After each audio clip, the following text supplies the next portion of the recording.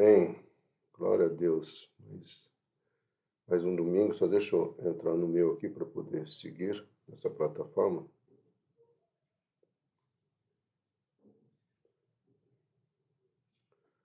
Glória a Deus, né? Já temos uma pessoa aí, vamos ver quem é. Amém. Deixa eu entrar aqui no meu. Eu esqueci isto. Bom dia, Sandra. Bom dia, José. Ô, Robert, bom dia. Quanto tempo? Amém. Vamos orar. Pai querido, em nome de Jesus, nós queremos mais uma vez nos colocarmos diante de Ti. Pedimos graça, sabedoria por tudo aquilo que o Senhor vai estar trazendo para as nossas vidas, em nome do Senhor Jesus Cristo. Amém, amado? O título nosso hoje é Liberdade com Responsabilidade. Nós estamos ainda no terceiro bloco, né?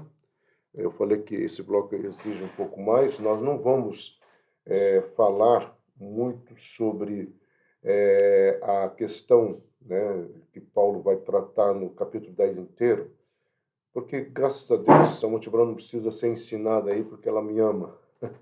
Mas Paulo começa no capítulo 10, dizendo da dignidade do pastor, né? Em ser merecedor do salário, em ser merecedor das bênçãos, né? De uma certa forma, Paulo coloca isso como honra e gratidão por parte da igreja. Depois, no final desse bloco, aquilo que ele começou no capítulo 9, ele falou um pouquinho no capítulo 6, Paulo ele vai fechar o ciclo para depois entrar no bloco 4, que nós vamos estudar domingo que vem, que é de relacionamento, que é a comunhão, que ele trata da ceia, né? E, como eu disse, nós estamos contextualizando, né? Porque a briga toda aqui era a questão de carne oferecida aos ídolos, etc., que nós já comentamos. Então, nós estamos trabalhando de uma forma bem diferente. Então, primeiro versículo, todas as coisas me são lícitas. Essa é uma palavra no grego muito forte, que é a palavra exeste, né? Ou ter a permissão para fazer. Paulo fala assim, olha, eu sei que eu e você, nós temos a permissão para fazer tudo. É interessante isso. Só que o que acontecia em Corinto? Por causa desta palavra, que Paulo deve ter ministrado em alguns encontros, as pessoas estavam abusando dessa liberdade. Eu sou livre, uma vez que eu sou livre, tá? Então não tem problema nenhum. Nós podemos ver isso, gente, em alguns aspectos hoje, tá? Exemplo, primeiro aspecto, todas as maldições foram quebradas na cruz, não existe mais maldição. Então eu saio fazendo, mas muitas vezes nós não entendemos o que é o mundo espiritual. Se Deus não mudar a palavra, hoje eu vou pregar em Efésios, tá? Porque eu entendo que nós estamos entrando num momento que nós precisamos, como igreja, compreender o que é o mundo espiritual. O que é essas questões todas que nós estamos enfrentando, essa bagunça mundial, não só na questão de cosmovisão, na questão política, na questão comportamental, mas também na questão climática. Nós estamos vivendo um momento... Ah, pastor, sempre teve maremotos, terremotos, tsunamis, vulcões, sempre teve. Só que nunca tivemos alinhado algumas outras questões, tá bom? Então, voltando aqui, as maldições elas existem, só que muitas vezes nós não damos a devida atenção. Um outro exemplo, porque meus pecados estão perdoados, pronto, eu já estou com todo pecado perdoado e pronto. Não, não é assim, tanto é que João vai combater isso. E nós poderíamos ficar trazendo uma série de outras coisas. O que aconteceu na igreja de Corinto? Isso é muito importante nós entendermos. Na igreja de Corinto, as pessoas começaram a ouvir a mensagem do evangelho. Tá? Nós sabemos que a região de Corinto era uma região muito focada no pensamento grego helenista, que é o humanismo e o existencialismo. Então, pronto, nós já temos a passagem para os céus e agora nós vamos e acabou tudo. De uma certa forma, gente, esse tipo de pensamento tem bombardeado a igreja. Muitas pessoas, eu não preciso, eu sou salvo, eu sou templo do Espírito Santo. Eu escuto constantemente isso. E nessa pandemia aumentou essa visão. Acho que as pessoas, e talvez o capítulo 11 e 12 que nós vamos estudar, venha talvez esclarecer esse aspecto, né? A importância da comunhão. Eu e você somos templo do Espírito Santo, mas nós precisamos entender o que é comunhão e relacionamento. Então, na mentalidade do homem, sem Deus, a liberdade seria naqueles moldes de não ter a quem responder, não ter chefe ou alguém dizendo o que fazer ou não fazer, tá? É interessante que quando você vai fazer uma pesquisa, e eu dou aula e eu já perguntei para algumas pessoas o que é liberdade para você, ou para a sala de aula, todo mundo tem essa ideia, que liberdade é você fazer o que você quiser. O que der na teia, tá? O teu cérebro é livre, a tua vontade é livre, você faz o que você quiser e não precisa prestar contas a ninguém. O evangelho vem da contracultura desse pensamento. Porque o evangelho fala, não, você tem sim que se preocupar com o próximo, você tem sim que se preocupar com o teu testemunho. Então, nós não estamos alienados, vivendo num gueto somente nosso, onde as regras são ditadas por nós. E o próprio Deus faz questão de deixar essa questão comportamental e relacional, e a própria Trindade assim o faz. Tá? E é interessante, esses dias eu estava orando e me veio uma frase na minha mente, que é assim, nós lembramos de Deus, né, como Criador, Deus abençoa, Deus traga a existência, Deus faz isso, Deus faz aquilo, Jesus perdoa os pecados, quebra as maldições, e o Espírito Santo? Parece que o terceiro lugar ninguém lembra, né? Quem foi o terceiro lugar numa corrida? Quem foi o terceiro lugar numa situação X ou Y? Quem foi o terceiro lugar? Né? E às vezes parece que nós conotamos ou colocamos essa mentalidade também com relação ao Espírito Santo. E nós esquecemos que uma das questões que o Espírito Santo vem fazer é nos ensinar a viver essa liberdade com responsabilidade. A vivermos essa liberdade sem preso a dogmas, sem preso até... Paulo vai falar em Colossenses, um livro que eu estou querendo estudar, e é um livro que combate muitas coisas nos dias de hoje. Paulo fala assim, ó, não percam tempo com genealogia.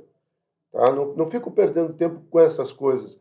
Creia no Evangelho, viva o Evangelho, mas entenda a sua responsabilidade. Então, isso aqui é muito sério. Tá? Então, a frase popular, a minha liberdade termina quando começa a do outro, já nos orienta para mostrar que a liberdade tem limite. Tá? Se eu não me engano, é Hegel ou o Schopenhauer que vai falar assim, que a minha liberdade ela é minha e eu não preciso prestar contas a ninguém. Então, a própria filosofia humanista tenta desconstruir essa frase, mas não tem como. Tanto na palavra de Deus quanto na sociologia e na antropologia, a liberdade ela vai até o limite que eu não esteja aborrecendo o outro. E isso é saudável, esse limite é Deus quem colocou. Quando você vai estudar Freud vai ter um texto muito, de 1932 sobre a civilização, e onde ele vai colocar exatamente isso, a questão dos limites, se as pessoas entendessem, até as questões das guerras seriam amenizadas, né? Porque entra o egoísmo, entra uma série de pontos, mas que nós já sabemos que é fruto do coração do homem. Então, nós precisamos entender o que Paulo está falando sobre essa questão de liberdade. Então, ao que parece, Paulo usa argumento deles contra eles próprios. Qual que é o argumento deles? O argumento deles está lá no capítulo 6 desta carta, né, de 1 Coríntios. O argumento é esse, eles falam assim, nós somos livres, tá? Todas as coisas me são lícitas. Tudo foi conquistado na cruz do Calvário. Eu não preciso mais ficar com medo de demônio. Eu não preciso ficar mais com medo de maldições. Eu não preciso nada. Amém. Amado, essa linha de pensamento não estava errada. Eu e você não precisamos ficar com medo de demônios, de maldições, de nada. Eu e você temos que ter medo, uma frase de Watchman ali, quando perguntaram para ele, né, qual era o maior medo dele, ele disse, o meu maior medo é de pecar contra Deus, de cometer um pecado. E usando essa frase e aumentando um pouquinho mais, o nosso maior medo tem que ser esse. Por quê? Porque a partir do momento que eu peco, eu dou legalidade. É isso que a igreja precisa entender. Eu dou legalidade a Satanás e os seus demônios virem com todas as mentiras de maldições, virem com todas as mentiras de acusações, só que vai fazer sentido. Por que vai fazer sentido? Porque falta aquela bênção que o Senhor determinou lá em Deuteronômio. Olha, se vocês cumprirem isso daqui, essas bênçãos vão vir. Agora, se vocês não cumprirem isso, essas maldições virão sobre vocês. É interessante, amado, que nós sabemos decor as bênçãos, mas nós não sabemos quais são as maldições que estão ali. E uma das maldições é que nós não iríamos prosperar. E essa questão da prosperidade não é no sentido de riqueza apenas, mas é no sentido de ter a vida muito bem elaborada. É ter uma vida existencialmente alegre, né? Por isso que Paulo vai falar que o reino de Deus é justiça, paz e alegria, viver a justiça, viver a alegria e viver a paz. Eu já compartilhei com vocês quando na cultura judaica, quando eu fui estudar aquele mandamento, né? Honra pai e mãe para que prolongue os teus dias, e eu percebia no meu ministério que havia pessoas que não honravam e estavam vivas, e pessoas que honraram e morreram. Até que eu fui entender o que é a palavra honra. A palavra honra é você alcançar os teus sonhos, é você estar feliz, ao ponto de Deus desejar que você esteja com Ele. Tá? Mas as duas primeiras partes, alcançar o seu sonho e estar feliz. Então, aquela pessoa que talvez morreu antes, ao nosso critério, ela já alcançou todos os planos e projetos que Deus tinha, ou que ela tinha para a vida dela. Então, quando Paulo lança isso, Paulo está discutindo uma coisa séria. Então, para eles poderem participar das comidas oferecidas aos ídolos pagãos, eles se valiam desse argumento, tudo me é lícito. Então, eles tinham uma vida de promiscuidade, gente, e é interessante, quem já ouviu falar, né? A igreja de Corinto era uma igreja altamente promíscua a partir do ponto que filhos, né, tinham relação sexual com a nova mulher do pai. Então, a questão da promiscuidade nessa igreja era muito, por isso que Paulo combate. E é interessante também você verificar que, apesar dessa promiscuidade, era a igreja que se gabava, que tinha praticamente quase todos os dons espirituais. Peter Wagner faz uma listagem dos dons e aparece mais de 27 dons ali, tá? De situações que às vezes não está no texto como dons, mas como uma relação que conecta a ideia de dons espirituais. Mas enfim, tá? É uma igreja cheia de dons. Mas qual que era a diferença? É aquilo que eu sempre falo nas minhas mensagens, nos meus estudos, nas minhas conversas com vocês. Dom espirituais, ou os dons espirituais, nenhum dom muda o caráter. O que muda o caráter é o fruto do Espírito Santo. Então, às vezes, nós vemos pessoas, né? Olha os escândalos que nós estamos tendo no Brasil. Talvez são pessoas cheias de dons espirituais, pessoas com revelação, só que o caráter delas é um caráter furado, né? Então, quando você começa a olhar para essas questões, você precisa entender o que Paulo estava falando. Paulo estava construindo uma linha de pensamento. Essa linha de pensamento começou lá no capítulo 1, tá? O auge é no capítulo 6, realmente vocês são livres para fazer todas as coisas. Quando Paulo percebe o que estava acontecendo, tá? Ou o próprio Espírito Santo já ditando essa carta, já coloca para ele o que iria acontecer, ele entra, gente, tudo bem, tudo me é lícito, mas eu preciso ter, por isso o título do estudo de hoje é Liberdade com Responsabilidade. Então, nós precisamos entender isso para podermos avançar. Tá? Nós, como cristãos, temos a preocupação de fazer algo sempre com um pensamento superior, algo de qualidade elevada. Essa tem que ser a nossa preocupação. É claro, vai, que nós não vamos aplicar isso no dia a dia, no cotidiano. Eu vou comer essa coxinha, é algo elevado. Não, eu estou dizendo de uma maneira prática. Às vezes nós tentamos complicar, né, a simplicidade da palavra de Deus. Eu, quando dou aula, no primeiro dia de aula, geralmente de teologia, eu falo isso para os meus alunos, né? Teólogos é aquele que pega a simplicidade da Bíblia, complica, complica, complica, depois tenta explicar, não consegue. Tá? Então nós precisamos desmistificar, como diz Rudolf Bultmann, um autor que eu gosto muito, um teólogo contemporâneo, e ele fala assim, nós precisamos desmistificar algumas questões. Tá? Então, eu não consigo estar andando, Senhor, atravessa a rua, não atravessa a rua, vira à esquerda, vira à direita, como coxinha ou como pastel. Não é essa questão que os Quakers, né, e muitas outras seitas americanas entraram. David lá, uma seita, né, de Davi, lá no Texas, eles chegavam a fazer esse absurdo, né? Os Quakers chegaram a se isolar, até hoje existem algumas comunidades, eles se isolaram em função dessa questão colocar dogmática demais alguns versículos. E não é isso que Paulo está falando.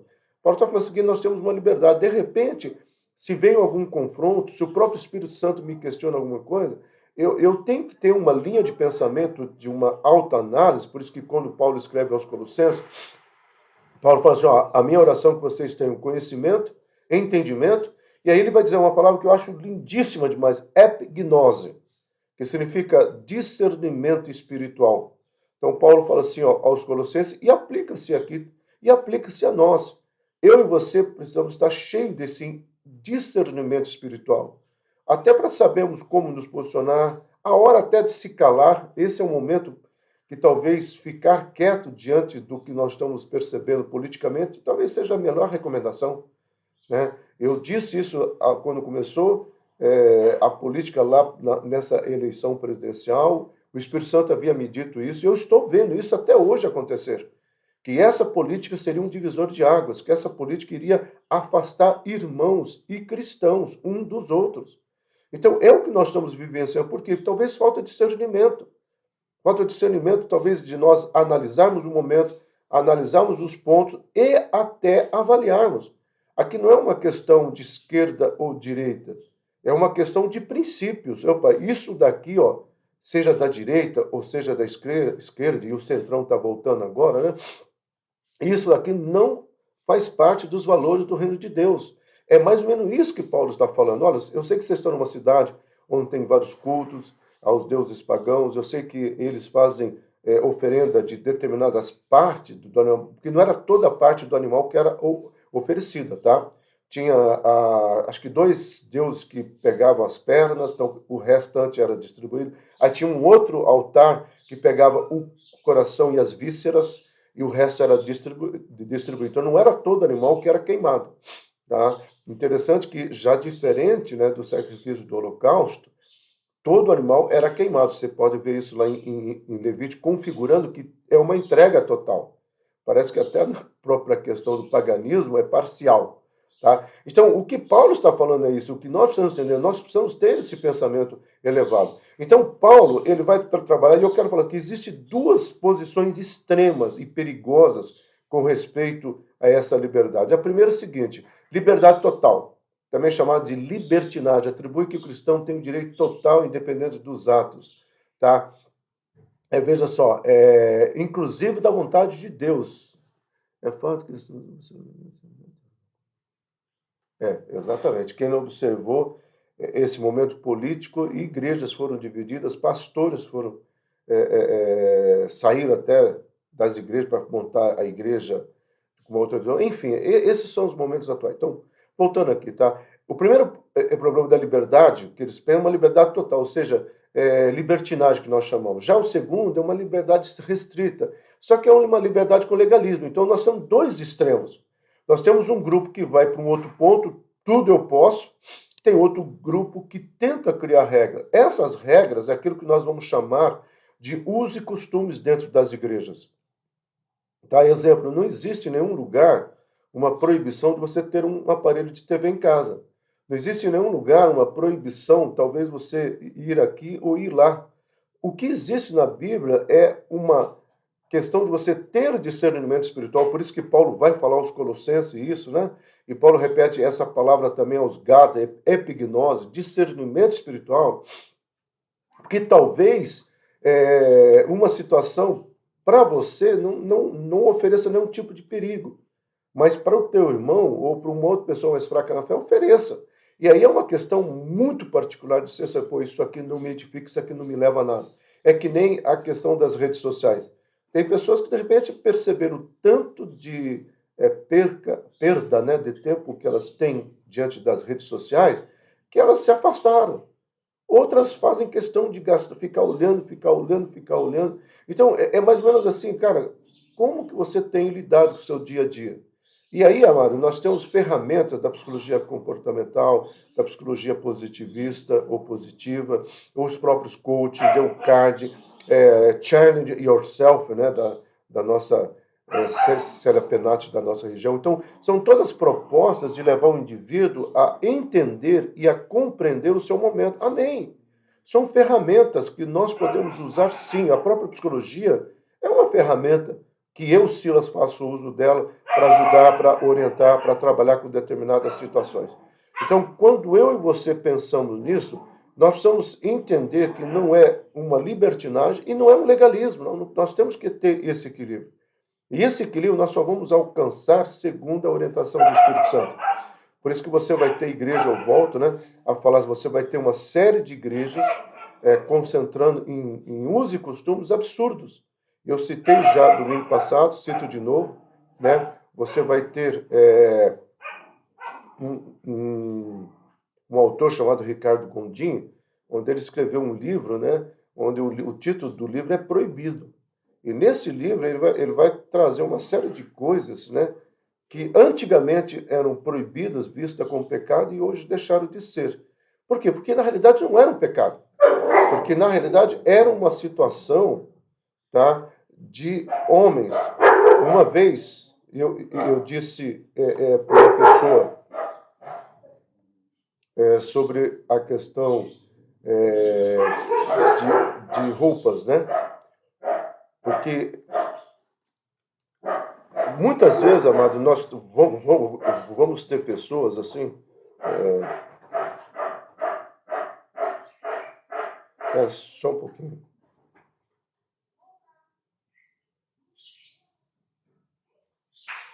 Você vai ter muitas pessoas que estão focadas, tá, em situações. Nossa, é que eu me perdi inteiro, que os cachorros me chamaram a atenção aqui, amado. Tá, desculpa. Então você vai ter assim, que nem, às vezes, e eu trabalhei já isso muito, né? Aquela pessoa assim que tem dificuldade, né, com roupas, né? Não, a roupa da irmã é uma roupa de não cristão. E eu falei para essa pessoa, será que é a roupa da irmã que é? Ou será que é a sua mentalidade que não consegue talvez interagir com alguns pontos? Então, isso é muito sério. Por isso que Paulo fala assim: todas as coisas elas me edificam, tá? Então, assim, nem todas as coisas me edificam, desculpa, né? Paulo vai trabalhar essa palavra que é edificar, né? Que é a palavra oikodomeu. Oiko, para quem não sabe, é a etimologia da palavra oikos, né? Casa, edifício. Domeu é construir, edificar. Por isso que essa palavra pode significar isso aqui: promover crescimento e sabedoria cristã, afeição, graça, virtude, santidade, bem-aventurança. Então, quando Paulo fala assim, olha, gente, você tem que ter um discernimento crítico, uma análise crítica, para saber se aquilo vai te trazer sabedoria cristã, graça, virtude, santidade, até bem-aventurança no sentido de felicidade, né? Ou não na felicidade de prazer egoísta, tá? Mas aquilo que Jesus vai trabalhar, macários, né? Humildade, felizes aqueles que são humildes, porque dos tais é o reino dos céus. Então, quando você vai ter essa expressão ou essa ideia, você começa a avançar num posicionamento que Paulo vai estar trabalhando aqui. Gente, todas as coisas são lícitas, joia, você é livre. Mas comece a ter uma consciência crítica de saber aquelas coisas que vão trazer uma edificação, vão trazer uma alegria ao coração do Pai. Eu sempre digo, quando eu vou fazer batismo, né? O batismo não te deixa mais salvo nem menos salvo. Mas o batismo alegra o coração de Deus, porque você está cumprindo o mandamento. E uma das coisas que eu sempre dou como exemplo é o Mário e a Cadija, quando eles me obedecem, eles alegram o meu coração, mas são meus filhos. Quando eles desobedecem, né, eles entristecem o meu coração, mas a filiação não mudou em nada. Por quê? Porque filho é filho. Então, o que nós estamos falando aqui não é uma questão, tá, de você perder a filiação, não. Então, o que Paulo está falando assim, é você ter a consciência e a análise, você está edificando o coração de Deus. Então, a liberdade cristã é limitada pela maturidade. Somente cristãos maturos conseguem enxergar que nem tudo é permitido necessariamente convém ou edifica. Então, é isso que Paulo está falando. Olha, a nossa liberdade ela tem que ser limitada por uma questão que, às vezes, a igreja tem esquecido, maturidade. Maturidade cristã, meu amado, você vai ter Richard Foster, você vai ter Dallas Willard, você vai ter John Stott, você vai ter o próprio Watchman Nee lá atrás. Liberdade cristã, maturidade cristã, para mim, é o que tem faltado na igreja hoje. Eu tenho visto uma igreja infantilizada. É muito simples. O que é uma pessoa infantil? Uma pessoa infantil é alguém que só quer, é uma criança, né, que só quer, na hora que ele quer, é a hora que ele quer, tá? Mas quando você fala, vem me ajudar aqui, ou vamos fazer isso, não tem, não quer, está cansado, chora, esperneia. E talvez essa é uma questão, tá? Muito sine qua non, ou seja, assim, muito passiva de nós precisarmos analisar o que é maturidade cristã. Será que a igreja hoje tem a maturidade cristã da igreja primitiva, né, que enfrentou leões, que foram queimados vivos? Será que a igreja cristã de hoje tem essa maturidade para amar o próximo, para relacionar com... Então, nós vemos ao longo da história a igreja tomando várias situações partidárias muito mais influenciada por homens do que pela palavra de Deus.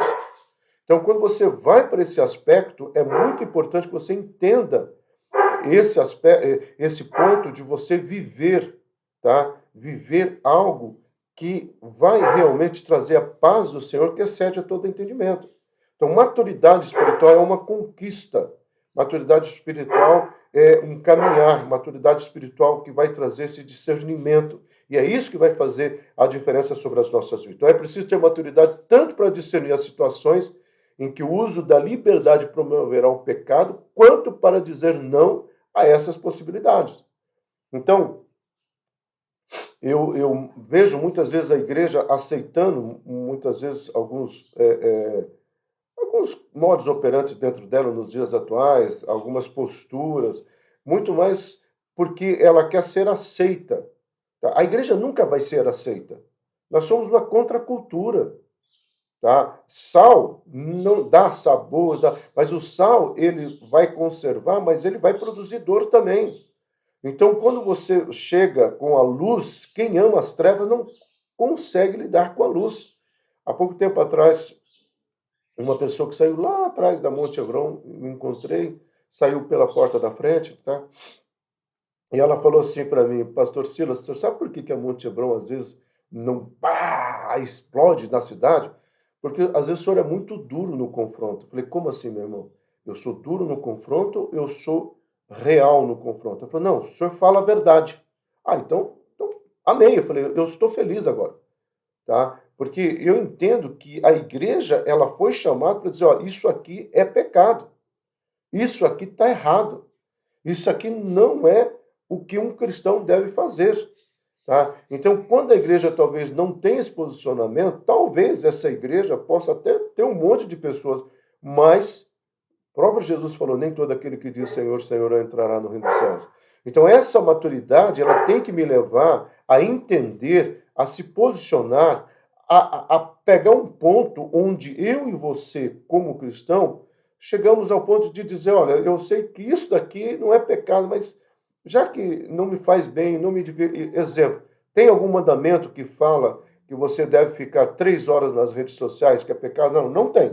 Mas vai ter vários ensinamentos paulinos, onde eu e você, tanto no Velho Testamento, pouco, em Provérbios, tá, bastante, mas principalmente nas cartas de Paulo, onde eu e você, com discernimento espiritual, nós vamos saber avaliar se aquilo me edifica. É isso que Paulo está falando. Pô, que proveito que eu estou tirando disso? Qual é o proveito que eu tiro ficar preso horas nisso daqui?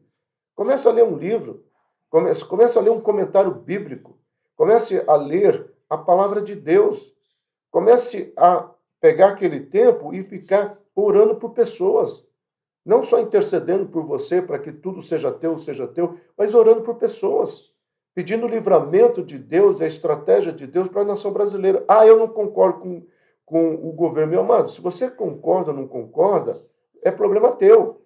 Mas a palavra de Deus diz: orai pelas autoridades. Eu aprendi isso lá em casa, que nós precisamos orar por Israel, sempre, e orar pelas autoridades. Porque é algo que é estabelecido por Deus. Então, essa visão nós precisamos ter e avançar, meu amado. Como definiu John MacArthur, um pastor americano, né? Liberdade em Cristo não é liberdade para o pecado, mas liberdade do pecado.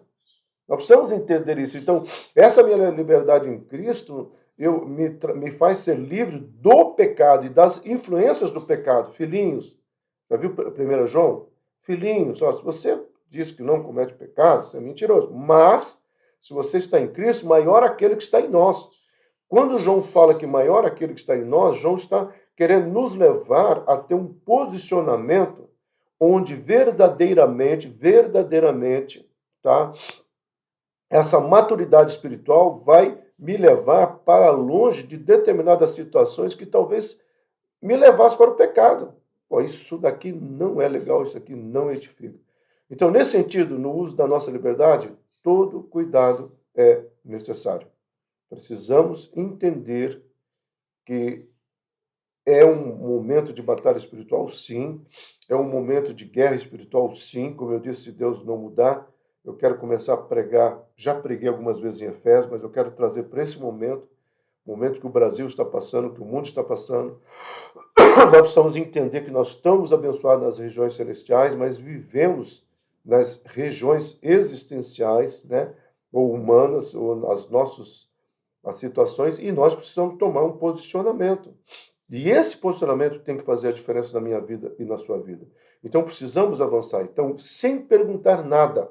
Aí eu pulei alguns versículos, Paulo fala assim: você vai na casa de uma pessoa e lá, você não fica perguntando isso aqui, esse leite, a vaca oferecida a alguém, ou então você chega na casa de alguém, você é cristão, não é cristão, mas quando você fez essa comida, você estava. Então, tipo, essas coisas bobas. Paulo falou que são coisas bobas.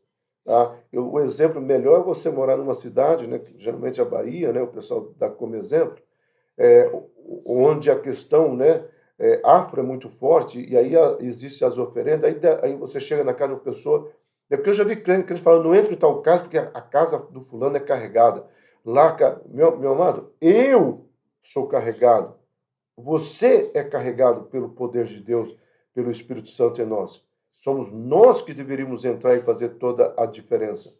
E às vezes nós temos mais medo do diabo, sendo que o diabo que deveria e tem medo de nós, porque nós somos luz e quando a luz chega faz toda a diferença. Então Paulo vai usar uma palavra consciência aqui, tá? Que é a palavra sunedesis ou suneidesis, né?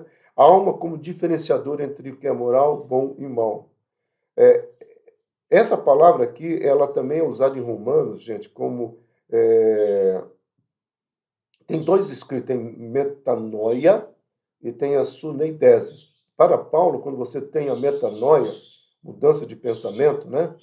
Metanoia, mudança de pensamento, você, consequentemente, você vai ter algo que vai te ajudar a diferenciar o bom e o mal, o certo e o errado. Então, é como se lá atrás, se lembra no Velho Testamento, o sacerdote receberam duas pedras, o Urim e o Tumim, e eu não sei se vocês sabem, né? Quando eles pegavam o Urim e o Tumim nas mãos, eles ficavam segurando, e quando alguém viesse consultá-los, a pedra que esquentasse mais, então se era o Urim, né, era sim, o Tumim era não, né? Então, a pedra que esquentasse mais seria sim ou não. A resposta de Deus era sim ou não. Interessante que não havia explicações, né? Mas por que Deus? Né? Segundo o Castelo Rá-Tim-Bum antigamente passava, né? Porque sim não é resposta. Não, mas Deus diria, é a resposta sim. O meu é sim ou não. Por isso que Paulo vai pegar essa ideia, né, do Urim e o Tumim e vai falar, né? Seja o seu falar sim, sim, não, não, que sair disso é do maligno. Então, essas questões são muito bem tratadas e elaboradas. Então, nesses versos, o apóstolo já havia exortado o fraco, né, principalmente nos capítulos 9 e 10, né, a não criticar o forte, certo? E chama a atenção do forte para deixar de apontar defeitos do fraco.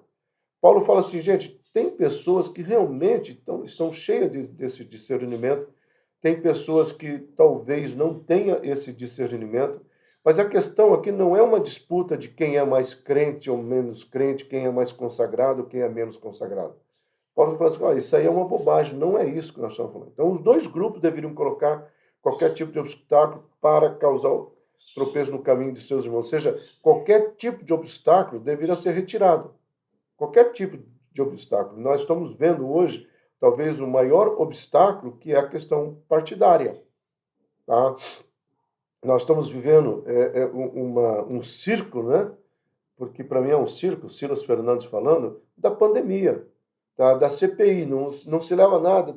Parece que todo mundo quer descobrir, nós precisamos descobrir alguma coisa, nós precisamos descobrir alguma coisa. Tá? Pode ser que descubra, pode ser que não descubra, se descobrir alguma coisa, não vai me mudar em nada, nem afetar em nada. Eu não votei no homem, eu votei naquilo que eu entendi que como valor do reino de Deus é mais apropriado. Mas a palavra diz maldito o homem que, né, confia no homem. Mas aí nós vamos ter também outras questões, e principalmente no Brasil foi muito bombardeada a questão pentecostal, não pentecostal, dons Quer dizer, o Espírito Santo que veio para trazer unidade, o diabo usou a mentalidade, né, dos dons para trazer divisões, igreja pentecostal e igreja não pentecostal. Então, isso aqui é muito sério. Tá? Então, Paulo ensina que a liberdade cristã não pode ser usada para prejudicar o irmão. Paulo está dizendo assim, ó, você não pode ficar presa a essas questões. Você precisa usar da sua liberdade, da sua maturidade, do seu discernimento para avançar naquilo que Deus estabeleceu. Então, é como você tivesse falando assim, Silas, a tua maturidade às vezes vai ter que te dar paciência, tá? Por isso que o fruto do Espírito Santo é paciência, longanimidade, domínio próprio, com algumas pessoas, com algumas situações. Porque talvez você vai ter que enfrentar algumas situações e saber lidar com outras situações. Então, esse é um discernimento que nós precisamos ter. Então, a liberdade cristã é o sentimento interno diante da presença de Deus. Usamos quando quando ela é manifestada, né? Eu errei aqui, diante dos homens. Então, a liberdade cristã é um sentimento. Eu sou livre. Esse sentimento tem que fazer parte da minha vida. Tá? Esse sentimento de que realmente eu não estou preso a dogma, nem uso e costumes, mas eu estou preso a um valor ou a valores maior, que é o reino de Deus. E é isso que tem que fazer a diferença. Então, Paulo não está estimulando o comer na casa de incrédulo, por causa de todos os problemas de idolatria na cidade. Paulo estava dizendo o seguinte, olha, você escolhe, e é o desenho aqui, né? Você escolhe criar uma grade, uma gaiola para você, ou você escolhe desenhar uma liberdade, tá? Eu fiz questão de procurar uma imagem, conseguir achar, né? Então, você é livre para ficar presa a dogmas, ou você é livre para viver uma liberdade. Paulo chama, então, viva essa liberdade, mas viva essa liberdade com discernimento. Fazendo, ou fazei tudo para a glória de Deus. E aqui vem essa expressão, tudo para, e veja só, uma palavra tão pequena no grego, né? Paz, qualquer coisa individual ou coletivo. Paulo vai trabalhar isso aos Colossenses também.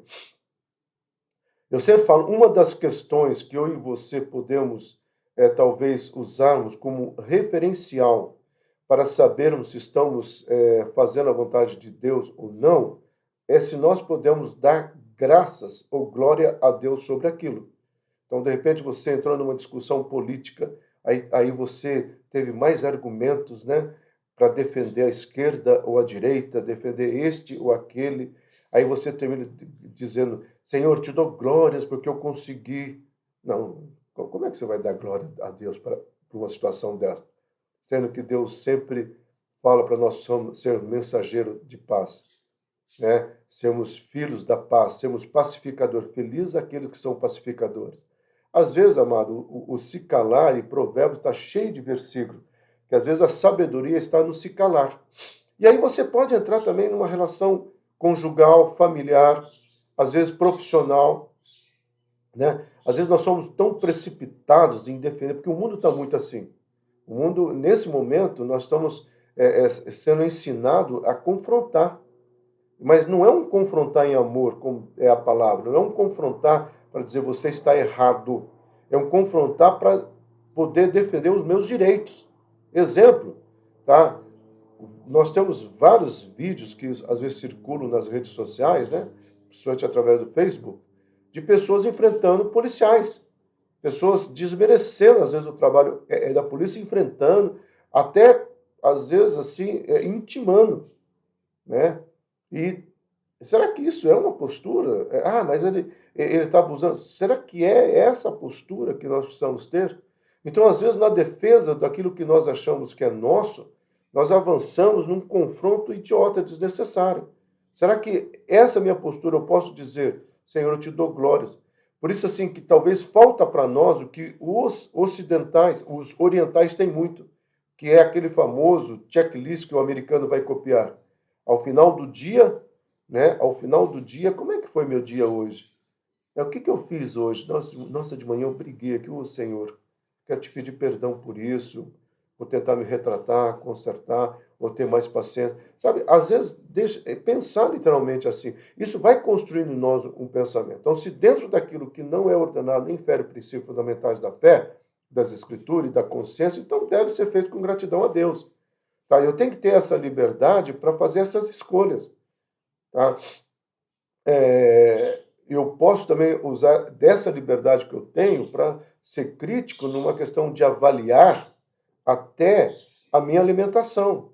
Porque se eu entendo que aqui é o templo do Espírito Santo, então, de repente, algumas coisas que eu estou colocando nesse Espírito Santo, né, nesse templo, nessa casa, eu estou muito mais sujando do que fazendo algo que seria coerente.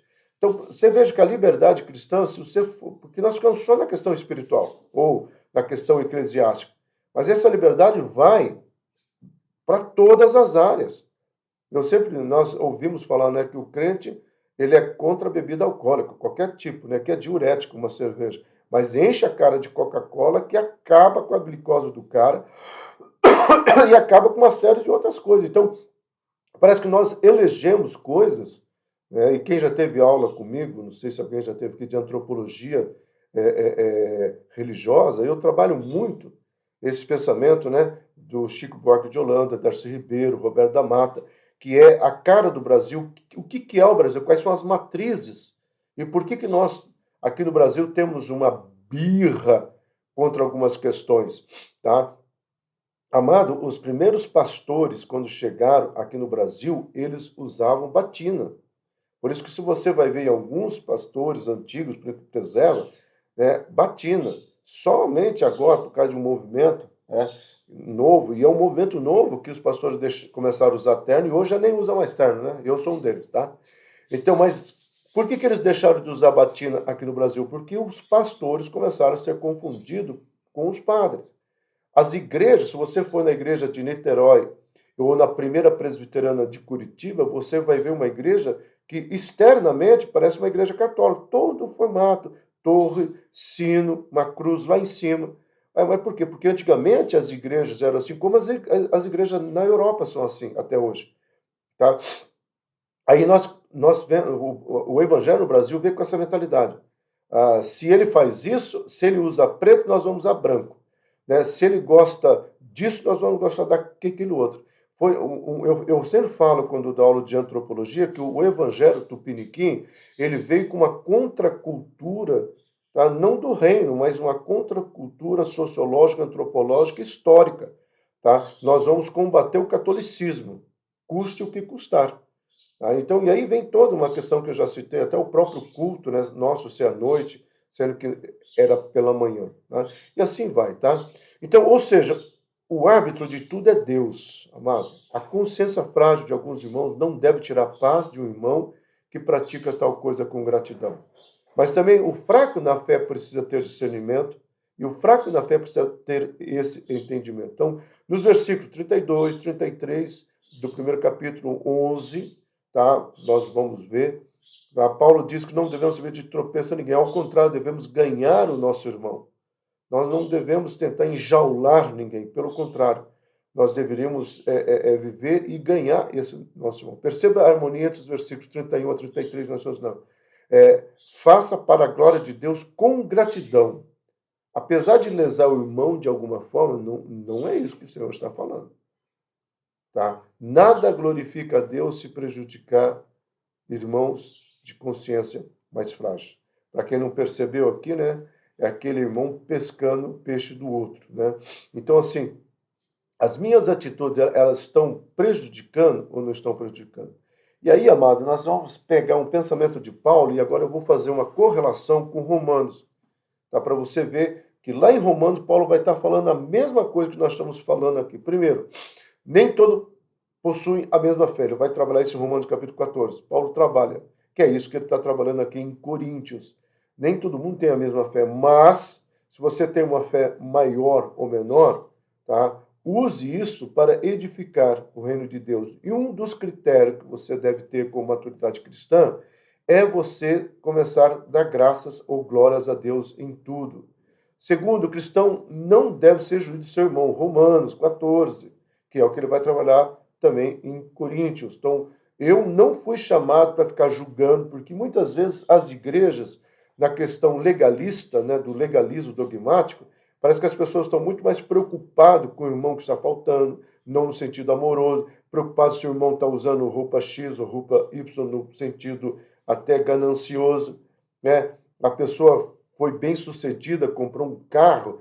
Nossa, mas como é que ele conseguiu, pastor? Em vez de dizer, nossa, pastor, se Deus abençoou lá, a benção pode cair aqui também. Eu vou esperar a minha benção chegar. Então, são essas questões. E o outro ponto mais importante ainda, talvez este irmão ainda não tenha essa maturidade espiritual que você está tendo. Então, cabe a você, e com essa lupa, em vez de julgar, você chegar para ele e motivá-lo.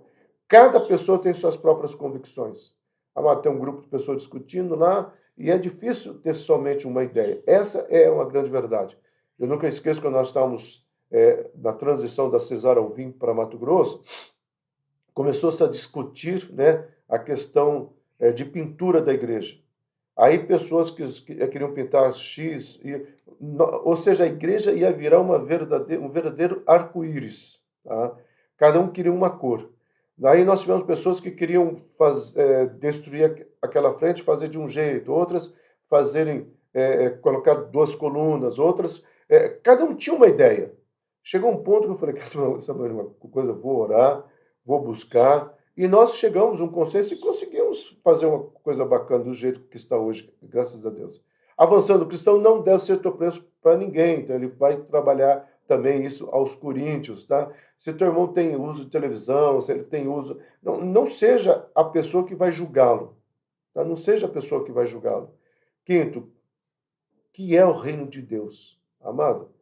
Talvez é isso que falta para nós hoje. Paulo fala aos Romanos, mas eu estou parafraseando em Coríntios, né? Porque é isso que ele vai trabalhar em Coríntios. Gente, vocês estão preocupados com os dons?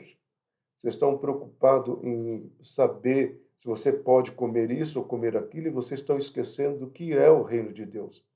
Por isso que em Romanos 14, 17, Paulo fala: no reino de Deus é justiça, paz e alegria. Mas o que ele fala antes? O reino de Deus não é comida nem bebida. Paulo está dizendo o seguinte: o reino de Deus não é uso e costumes. O reino de Deus está acima de uso e costumes. O reino de Deus é maturidade espiritual. Então, de repente, eu, Silas, vou deixar de fazer coisas que você faz na maior naturalidade, que você faz sem problema nenhum. Mas talvez eu não consiga fazer. Talvez aquilo me leve, né, a ter outros tipos de pensamentos. Semana passada eu estudei no grego e essa semana continuei. Aquilo é palavra de Jesus. Eu não sei se um dia eu vou preparar um estudo, porque eu queria entender o que Jesus está falando. Se você olhar para a mulher do teu próximo e cobiçar ela, você já cometeu adultério, tá? E aí eu estava estudando esse princípio, se teu olho bom, que eu fui lá para o hebraico, né, Ain Tof, né, teu olho bom, ou se o teu olho for mal, Ain Rap, né? Jesus está falando, porque quando ele vem falar o Sermão do Monte, ele fala de algo que é do reino de Deus. O reino de Deus é isto, de dentro para fora. É isso que eu comecei a estudar. O que é esse reino de Deus? O que é essa maturidade cristã? Então, a pureza ou a impureza estão na consciência. Olha Paulo trabalhando algo, gente, que nós estamos falando e que toda a cosmovisão atual está falando, né? Então, eu coloquei uma plaquinha apontando para um lado, apontando para o outro lado, que caminho eu vou seguir. Não, a impureza está na nossa consciência. E nós já falamos em alguns aulões aqui, tanto em Provérbios quanto nessa carta, a mentalidade cristã. Tá? Que tudo começa no pensamento. A nossa batalha começa no pensamento. E aí nós precisamos entender. A fé é algo pessoal. Tá? Não dá para nós pegarmos a nossa fé e simplesmente jogarmos na pessoa. Não, a fé é algo pessoal e algo individual. Mas, ao mesmo tempo, ela se torna coletiva, porque essa fé me leva a ter um posicionamento em Cristo Jesus. Amado, se você puder ler Romanos, capítulo 14, tá? São alguns versículos, leia até o 23, e depois leia 1 Coríntios, do capítulo 10, versículo 23 a 33. Então, recapitulando, se você puder ler, leia Romanos 14, de 1 a 23, e em seguida, sem muita demora, leia 1 Coríntios 10, 23 a 36. Para nós encerrarmos, domingo que vem, então nós vamos estar trabalhando essa questão aqui, que é o bloco 4. tá? Que é a questão das reuniões semanais. O que que a palavra de Deus fala sobre isso? Como que a palavra de Deus fala sobre isso? E como que eu e você, como cristão, podemos e poderemos, né, ter esse posicionamento do dia a dia. Amém, amado? Que nós possamos realmente caminharmos à luz da palavra de Deus, do entendimento da palavra de Deus, que eu e você possamos ter maturidade espiritual para compreendermos aquilo que realmente Deus estabeleceu e Deus deseja para a minha vida e para a sua vida. Que essa maturidade espiritual me leve a ser um cristão autêntico, sem estar preso a usos e costumes, mas ao mesmo tempo deixando alguns usos e costumes, não por causa de imposição da igreja, mas porque eu estou entendendo que aquilo não me edifica e aquilo não agrada ao Senhor e ao Espírito Santo que habita no meu coração, e o meu desejo e a minha vontade é avançar nisso com Ele, em nome do Senhor Jesus Cristo. Amém? Então, quem for na igreja hoje presencial, se Deus quiser, eu vou estar pregando sobre Efésios, se Deus não mudar. E para quem não deu parabéns para a pastora Ângela, hoje é aniversário dela, tá? Graças a Deus por essa alegria de tê-la ao meu lado, em nome de Jesus. Amém, meu amado? Que Deus te abençoe. Se você já tomou a primeira dose, a segunda dose, continue se cuidando, tá? Nós ainda não estamos tendo uma definição desse vírus. Segundo, não gaste tempo querendo defender partido político. Nós só temos um partido político, que é o Reino de Deus. Os homens são falhos, podem vir coisas, podem não vir coisas. Nós não escolhemos homens, nós escolhemos valores centrados à luz da palavra de Deus. E eu votaria de novo no mesmo personagem que eu votei, caso apareça um que vá contra os valores do reino de Deus.